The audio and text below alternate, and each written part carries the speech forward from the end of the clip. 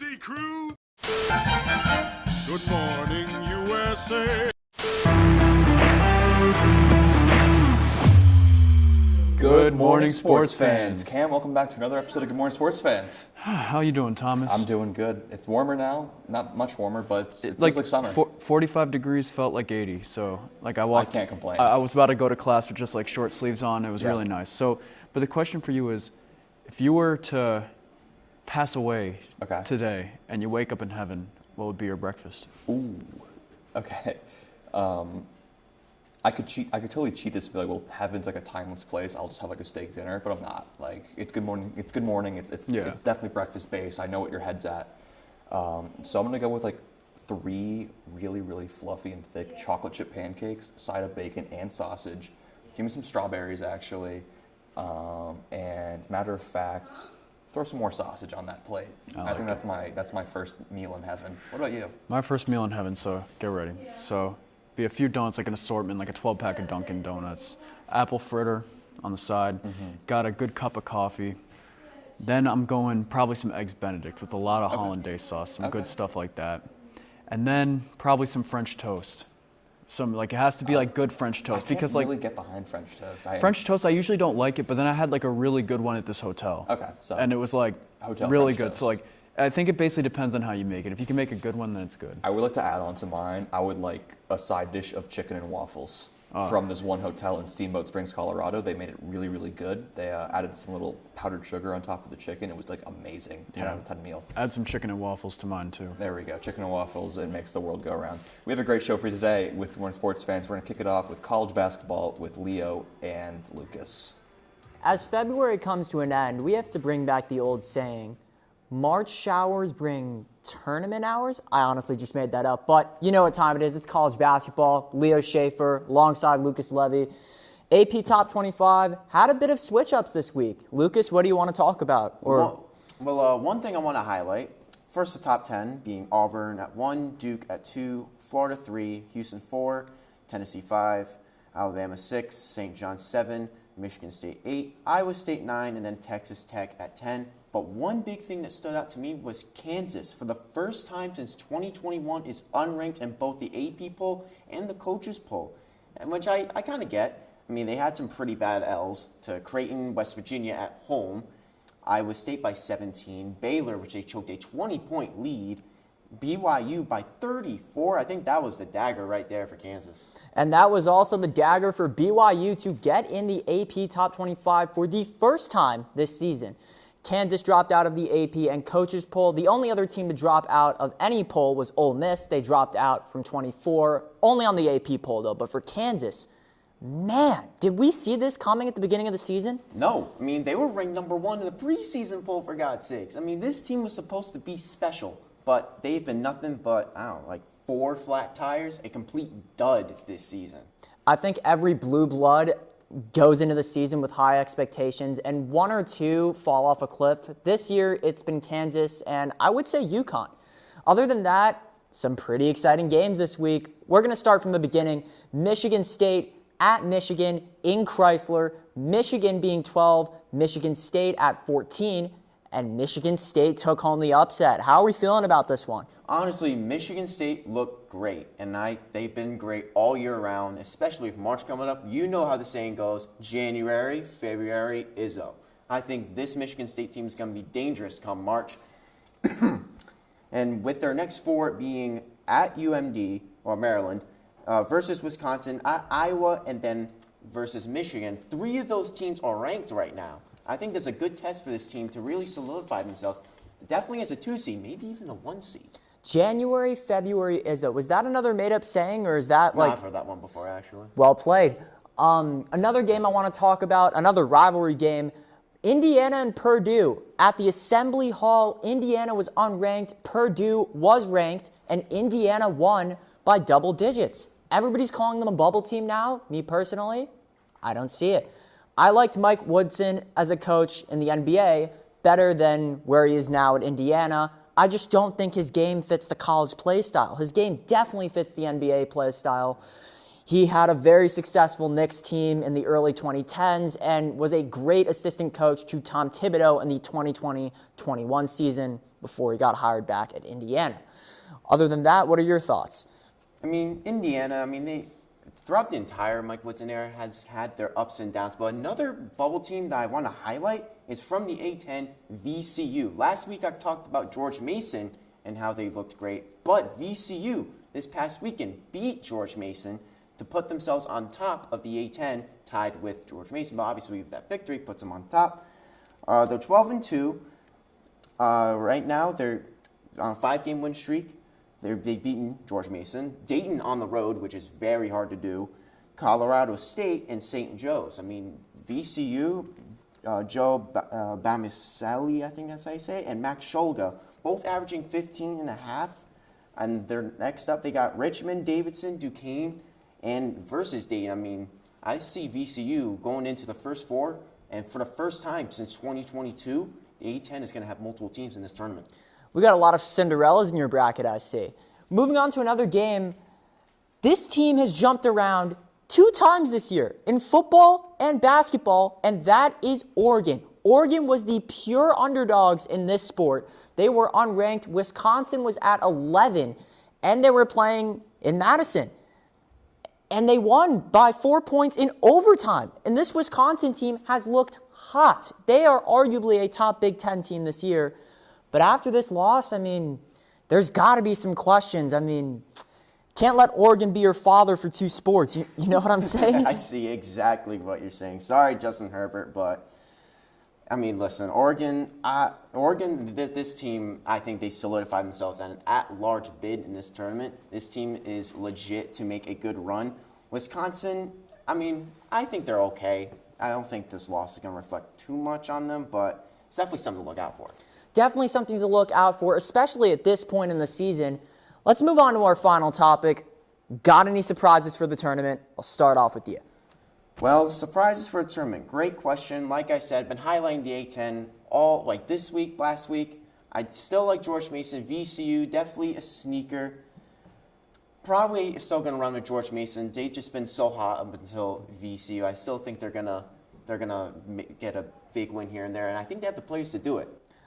While we have time, North Carolina. They've been unranked for the majority of the season. Nobody's talking about them, but I am very in tune with Ian Jackson, a city kid just like myself. He's been hooping. He came here to Syracuse. I saw him hoop. I was pretty disappointed, but at the same time, I had to remind myself that it's Ian Jackson, and he's probably going in the first round. Don't forget R.J. Davis. Do not forget R.J. Davis. I do not think he will go as high as Ian Jackson, but that's a story for another day. That's all the time we have on this segment. We're going to toss it over to the baseball season preview with Andrew and Ethan. Thanks, guys. I'm Ethan Koppelman here. And I'm Andrew Sullivan.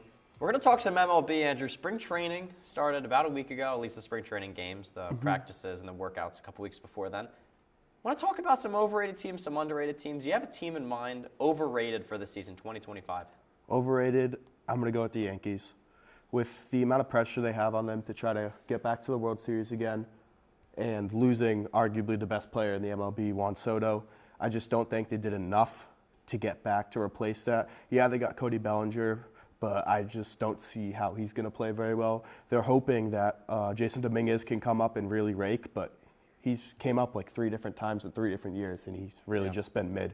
He's not been the number 1 overall prospect, the Martian that they talk about. For the pitching, I think they did well bringing in some more pitchers to help their rotation with Garrett Cole, but I just don't think that's enough to overcome their weakness on bats. I don't know if you saw, too, a couple of days ago with Jason Dominguez, there was a fly ball, can of corn in left field, and the sun just got in his eyes and he dropped it. And everybody's saying on Twitter and now X, he better hit really well because otherwise, what's he giving you in left field? At least not very much right now. I just think they have too many poor hitters. Paul Goldschmidt, he is nothing like he used to be, and he had a really bad year last year. I don't see him changing that this year. But hey, at least they can grow beards now, right?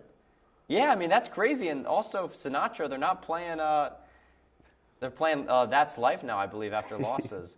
They used to play New York, New York. After every game, wins and losses, they're changing that, which is a good decision. Yankees making some good changes off the field. I do agree. I do agree with you, though. On the field, I don't think they're that great. What about your overrated team? I'm going to go with their crosstown rival? I don't know if they're rivals. They're not exactly rivals, different leagues. The Mets. Since the Mets signed Juan Soto, everybody's been hyping the Mets up, saying they're the best team. And you take a deep dive, you look at the roster, I just don't think they're all that. The 1 through 5 in the lineup is tremendous. It really is. The problem for me is the 6 through 9, you have a ton of platoon players and a ton of guys that I would consider slightly below average. And then you get to the rotation. There's Kodai Senga, he's the one ace, and there's injury concerns there. Everybody else is nowhere near that. And now they have injuries too. I mean, Manaea's down for, I believe, a month and a half. At this point, a lot of times when you have those injuries, it can get longer than that too. Frankie Montas is down too, so they don't have the starting pitching. I don't think that's... I think if they went into the playoffs, they'd be one of the worst starting pitching teams in the MLB. That's my belief. The lineup is great the first 5, but after that, I think it's not to the level of other playoff teams. I don't trust Edwin Diaz either, personally. That's a personal opinion where I think that at times you cannot always trust him to get the job done. These last couple of years especially. It's a roller coaster. It's always a roller coaster. Since that injury, but more importantly, I think what they're really bagging off of defensively and offensively is Francisco Alvarez to reach the peaks of his rookie year, and he was horrible on both sides of the ball last year. And I just don't think 1 through 5 can beat a team of 1 through 9 like the Dodgers, who have 5 aces. Right, and you talk about Francisco Alvarez. I was talking with some friends earlier. Like, what's the ceiling for him? If he hits really well, he still can't field. So he's still, like, at best, a slightly above average catcher, in my opinion, unless there's some big scale defensive improvements that come along too, which I think is unlikely because what are we in, like year 4 now? Yeah. So what about some underrated teams you have this year? So I do have a big underrated team pick. For me, that's the Royals. Nobody talks about the Royals, and everybody forgets they upset the Orioles last year with Corbin Burns. Guess who the Orioles don't have this year now? Corbin Burns. Corbin Burns. I think a huge loss for them was losing Brady Singer. I don't. You don't? He was projected to be a very big starter early on. I think he's really settled down to be more of a 4-5, and they got a good return from him, too. They got Jonathan India, who I think has more potential than he has showed early in his career, if that makes sense. I think him and India and Witt in the middle of the field will be really great defensively and offensively. I expect Witt to maybe win MVP this year. I think he will. He had a great year, and he's going to really break out this year. And on the pitching, Cole Ragans had a really great year last year. Yeah. And I think he's going to excel to maybe Cy Young winner this year. You know what the most underrated part of the Royals is, though? The underrated part of the underrated team. I know we're kind of zooming in here. Their pitching development is incredible. Yeah. Ragans came over from Texas. He was not that highly touted of a prospect. Now he's a top 10 pitcher in baseball, right? That happened instantly. They traded Aroldis Chapman for him, and instantly he got hype as soon as he went to Kansas City. Seth Lugo and Michael Wacha are both in their mid-30s and have had pretty middling careers. They go to Kansas City, and suddenly they're playoff starters who pitched a high 2 ERAs. You know what I'm saying? So I think it's the type of thing where even they brought in Lorenzen last year, and he was in mid-3s. I think the Royals can bring in pitchers who may not have had spectacular careers and kind of get a lot out of them. I think you combine that with the fact that I think they're going to have the MVP this year. They're an underrated team, in my opinion. They've shown they can win before, and I think they're going to take a step forward this year. Yeah, and for my underrated team, I got the Diamondbacks. They had one of the most under-the-radar moves this offseason, bringing in Corbin Burns to an already stacked rotation that features Zach Gallen. And on the offensive side, they made a big trade. They did lose Christian Walker, their first baseman, one of their best hitters, but they instantly traded for Josh Naylor, who I think will work well in their system. Yeah, Josh Naylor's a really underrated trade. He came from, again, a pretty small market too in Cleveland, so you go from one small market to another small baseball market, obviously. Arizona, not a small market overall, but not the biggest fan base. Not a ton of attention, but I think that's a huge move. I agree with that, too. Corbin Burns, I mean, what an addition that is, especially. Yeah. Real quick, a World Series pick? I'm going to go with Red Sox, Dodgers. Red Sox, Dodgers. I was just saying who's going to win because I got the Braves. They didn't make additions, but again, another underrated team. They have everything they need in-house right now. All right, we're going to throw it to Ellie, Spencer, and Jason with the NBA. Welcome back. My name is Ellie Gelman, and I'm joined by Spencer and Jason, and we're talking NBA basketball. So guys, let's start off first with the New York Knicks. Over the weekend, they had back-to-back losses to the Cavs and the Celtics. They lost to the Cavs by 37 and to the Celtics by 13. So Spencer, are the Knicks pretenders or contenders in the East? As a diehard Knicks fan, it absolutely pains me to say this, but I really believe the Knicks are frauds and not contenders at this moment. And there are kind of two main reasons why, but I'll start with the fact that After this weekend, they're 0-7 against what I'd consider to be the 3 best teams in the entire NBA, the Cavs, the Celtics, and the Thunder. Even as a very solid team like the Knicks are, as they're the 3 seed right now, if you can't beat the best of the bunch, you're not going to go very far in the playoffs. And for that, I think the Knicks' ceiling is extremely limited, and I doubt they get past the second round of the playoffs. Another reason for the Knicks' struggles against top teams, I think, is their lack of depth. Outside of their starting 5, who do they really have to rely on their bench? Precious Achiuwa has been immensely disappointing this year. I like Miles McBride, but he's had his fair share of up and down. So overall, it's a really concerning trend that the Knicks aren't getting this production from their bench. What do you guys think? I absolutely agree, and probably for different reasons too. I think the biggest reason is coaching. Tom Thibodeau, not a fan of him. He runs his guys to the ground. I don't know how Mikal Bridges is still playing every single game, and he's probably having one of the worst seasons of his career. He hasn't shot this worse from three-point land since his rookie season. He's been pretty bad, and like I said, these guys are not going to be healthy come playing time just because Thibodeau runs them to the ground. And like you said, depth is a big issue. I don't think they have that. I also don't think they have a number 1 option. I don't think Jalen Brunson or Karl-Anthony Towns is a number 1 option on a championship team. So with that being said, the Knicks cannot win a championship with this roster.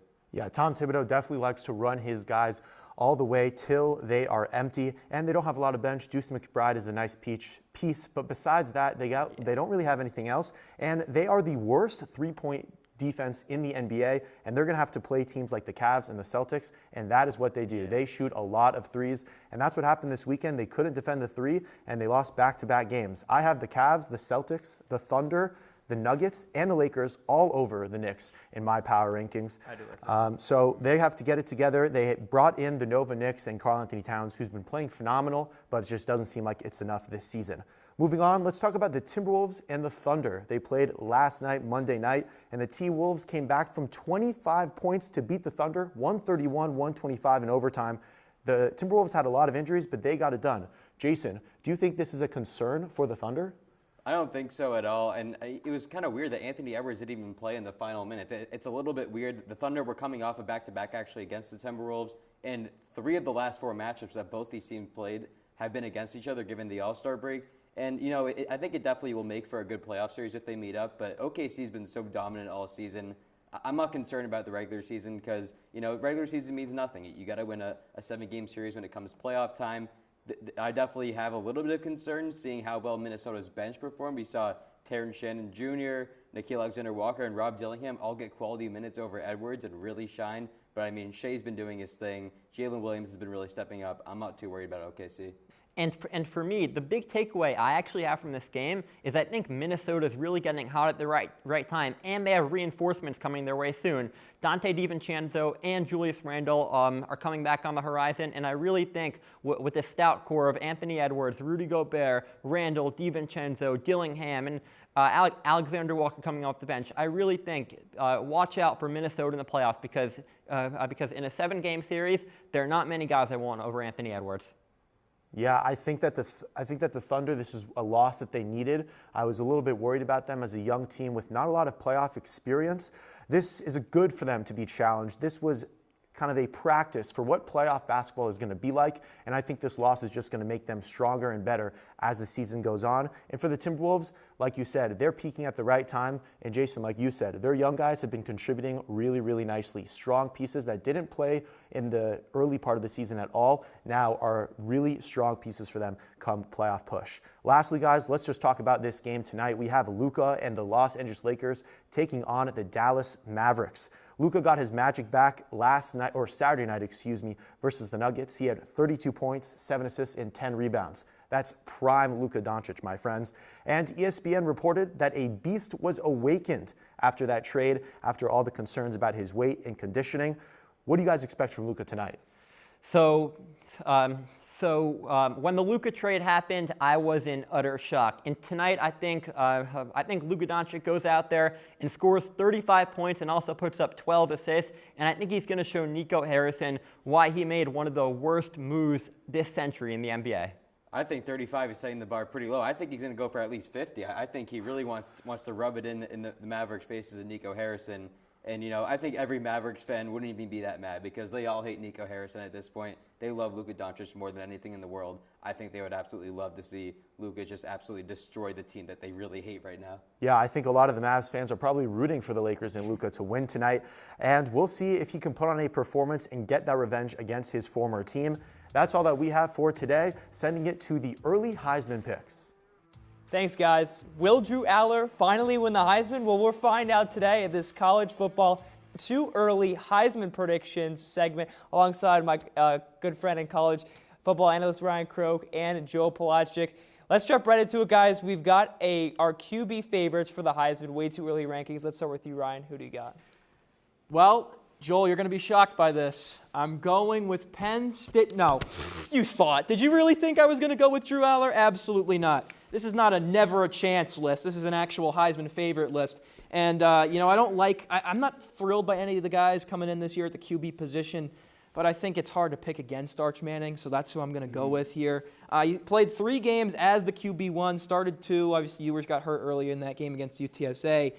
He had 270 yards per game in those 3 games, 8 touchdowns, set a 75-plus QBR in those 3 games, and just below 70% completion.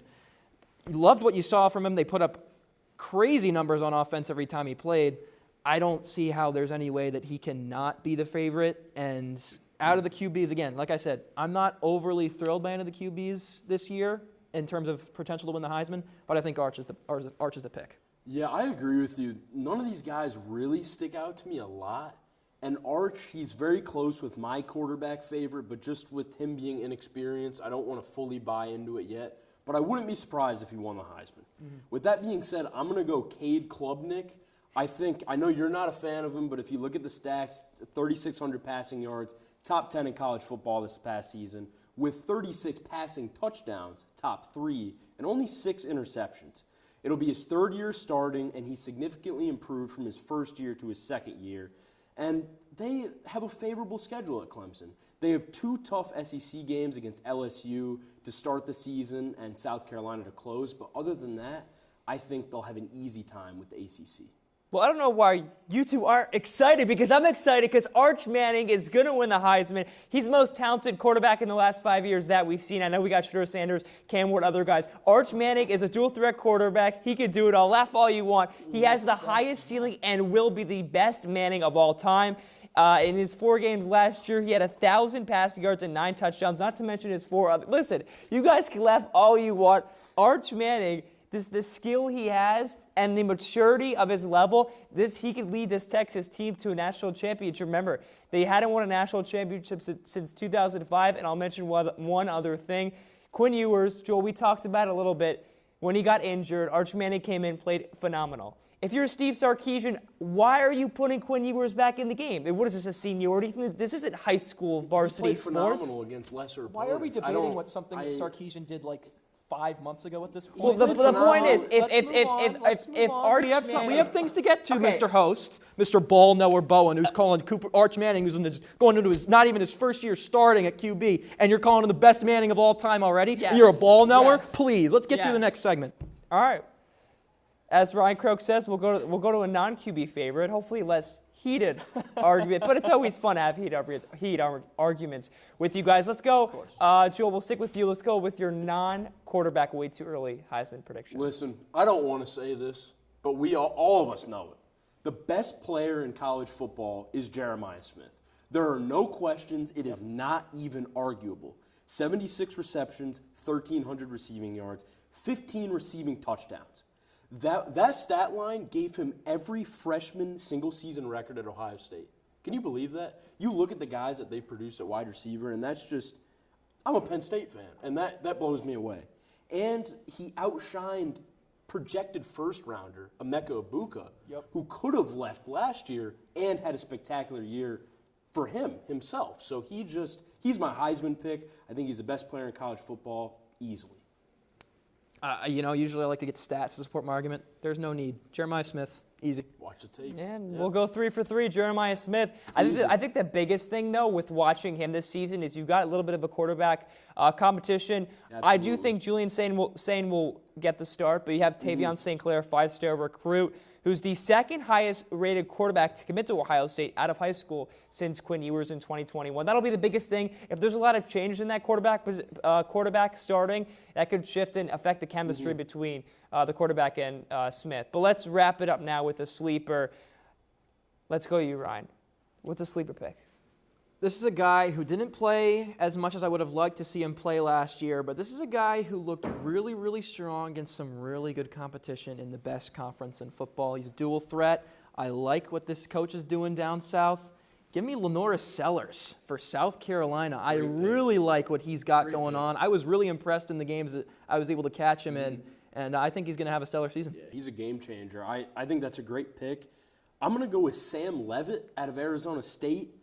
Now, he's a very effective dual-threat quarterback. He's a sophomore going on his junior season, 3,300 total yards, 29 total touchdowns, 6 interceptions.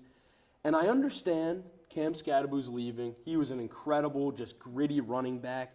But I expect Leavitt to step up, not only on the stat sheet, but in his leadership role as well, with Scadaboo leaving. And they return his number one threat, Jordan Tyson, who had a 1,000-yard season, 10 touchdowns. He's my sleeper. I'm not saying he's going to win, but I expect him to improve. I can respect it. Solid reason. So I was thinking, was I going to go Drew Aller? No, because it's not really a favorite, but he's an underdog in Ryan Crook's eyes. But for me, don't give him that much credit. For me, I'm going Ryan Williams. Listen, a freshman with the talent that he has, I mean, just looking at that 75-yard touchdown catch where he makes an unbelievable catch, then does a spin move where it causes two Georgia defenders to run into each other. I know he kind of fell off, didn't have as much production towards the end of the season, but someone that you can just watch an eye out for is Ryan Williams because of that talent. And these guys, like I mentioned Arch Manning earlier, we mentioned Jeremiah Smith. It's because these guys have the potential, they have the talent. Absolutely. And so it makes it easier to place other guys around him to make them succeed. I don't hate that at all. I just want to point out also Jeremiah Love. He splits carries with Price, but he's a great running back. Notre Dame. You got one more, Ryan? Or? No, Drew Aller's not touching it. Dishonorable mention Garrett Nussmeier. That's my only. Okay. That's my only addition. Well, that'll do it for this Heisman segment. We'll now send it to the outro. That's all we have for you today. Thank you for watching. We hope you enjoyed. So, your 30 seconds to answer this question. All right. Since spring training just started, everyone's getting excited for the MLB season. Name as many NL and AL MVPs as you can. And start. All right, so we got Shohei Ohtani, we got Aaron Judge, Ronald Acuna, Bryce Harper, Mookie Betts, who won 2020? Freddie Freeman, Jose Abreu won 2020. Let's see. There, I said Harper already. There is Chris Bryant, Dustin Pedroia, my favorite player of all time. Go Red Sox. Joe Mauer, Justin Morneau, Andrew McCutchen won an MVP, and I believe. Stop. Okay, well, there we go.